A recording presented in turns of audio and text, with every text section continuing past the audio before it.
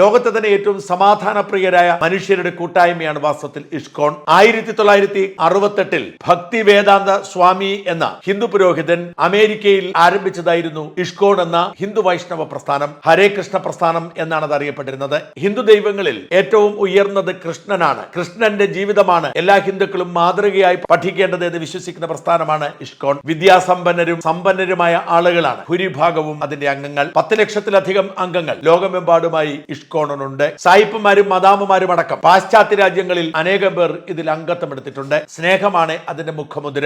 മദ്യപിക്കരുത്, ലഹരി ഉപയോഗിക്കരുത്, വെജിറ്റേറിയൻ ഭക്ഷണമേ കഴിക്കാമൂ, ഉള്ളിയും വെളുത്തുള്ളിയും പോലും ഉപയോഗിക്കരുത്, സിഗരറ്റോ ബീഡിയോ മദ്യമോ ലഹരിയോ ഒക്കെ പോട്ടെ, ചായയോ കാപ്പിയോ പോലും കുടിക്കരുത്, പരസ്ത്രീ ബന്ധം അരുതേ തുടങ്ങിയ പ്രമാണങ്ങളിൽ അധിഷ്ഠിതമായി മുമ്പോട്ട് പോകുന്ന പ്രസ്ഥാനമാണ് ഇസ്കോൺ. സ്നേഹമാണ് അതിന്റെ അടിത്തറ.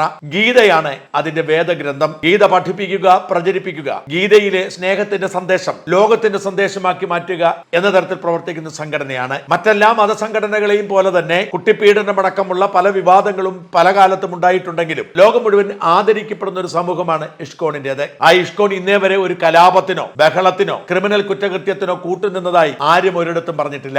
ആ ഇസ്കോണാണ് ഭീകര സംഘടനയെ പ്രഖ്യാപിക്കണം എന്നാവശ്യപ്പെട്ടുകൊണ്ട് മതേതര സോഷ്യലിസ്റ്റ് ജനാധിപത്യ രാജ്യമെന്ന് നമ്മളിപ്പോഴും വിശ്വസിക്കുന്ന ബംഗ്ലാദേശിന്റെ പ്രധാനമന്ത്രി റിപ്പോർട്ട് കൊടുത്തിരിക്കുന്നത്.